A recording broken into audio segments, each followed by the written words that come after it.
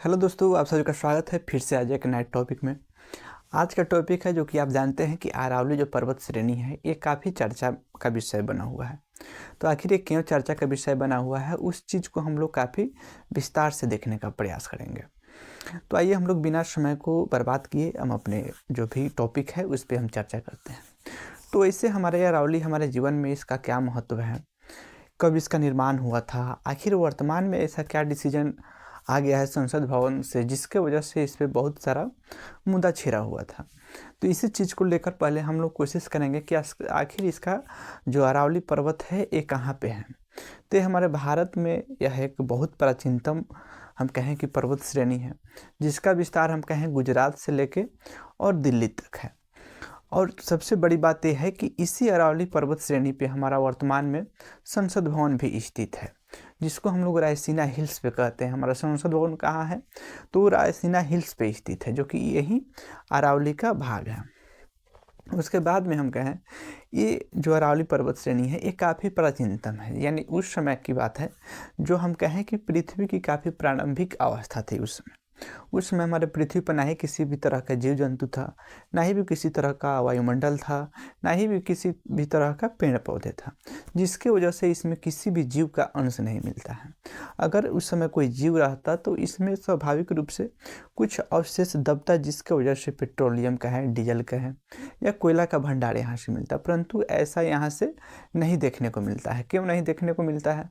तो यहाँ पे उस समय किसी भी तरह के जीव जंतु नहीं था, किसी भी तरह के पेड़ पौधा नहीं था, जिसके वजह से उसमें कोई भी अवशेष नहीं मिलता है।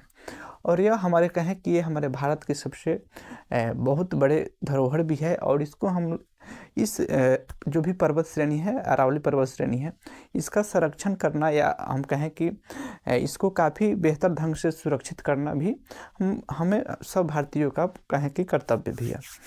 उसके बाद की बात कहें तो अरावली का लगभग निर्माण हुए समय कहें कितना वर्ष हुआ आखिर, तो ये लगभग कहें 250 करोड़ वर्ष पहले इसका निर्माण हुआ था।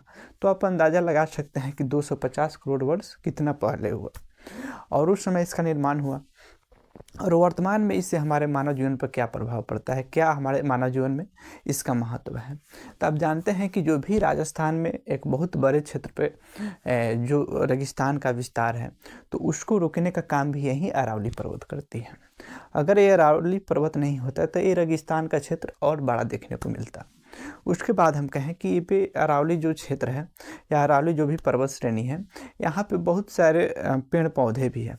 तो पेड़ पौधे से हम जानते हैं कि हमारे पृथ्वी के लिए पेड़ पौधे काफ़ी महत्वपूर्ण है, इसलिए क्योंकि ये प्रदूषण को कम करती है, ज़्यादा ऑक्सीजन रिलीज करती है, जिसके वजह से तो हमारे मानव जीवन पर इसका काफ़ी योगदान भी है। उसके बाद कहें कि वर्तमान में कुछ दिन पहले संसद भवन से कुछ परिभाषा दिया गया कि आखिर हम अरावली कहेंगे किसे। तो अरावली हम किसे कहेंगे, तो उसी में क्या हुआ था, परिभाषा इसका दिया गया कि जो भी 100 मीटर या 100 फीट से अधिक जो ऊंचाई है उसको सामान्य रूप से अरावली पर्वत श्रेणी माना जाएगा। ऐसे बहुत सारे विस्तार है जहाँ पे हर जगह अरावली का एक समान ऊंचाई नहीं है।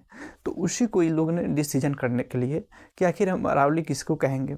और ये चीज़ें हम कहना चाहेंगे कि जो भी अरावली पर्वत श्रेणी है इसका संरक्षण करना हमें भी नहीं, सरकार को भी उतना ही महत्वपूर्ण है, उतना ही उनके लिए भी ज़रूरत है कि जितना हमें भी।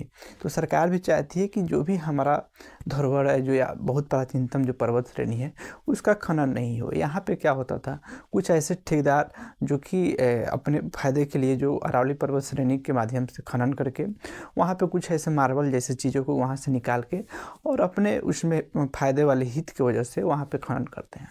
तो सरकार भी चाहती है कि वहाँ पे रोक लगे और जो काम इलीगल हो उसको बंद किया जाए और उसको एक परिभाषा के तहत इसको डिसीजन लिया गया है।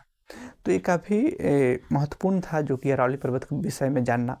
और यही अरावली है जो कि अरावली का है या और भी बहुत सारे पर्वत श्रेणियाँ हैं जिसके वजह से हमारे भारत के या कोई भी अन्य देश के जो जहाँ के वातावरण की बात कहें तो यही पर्वत पठार की वजह से ही वहाँ का जो भी जलवायु है या जो भी वातावरण है वो भी डिसीजन लिए काफ़ी हद तक निर्भर करता है इसी पर्वत पठार पे।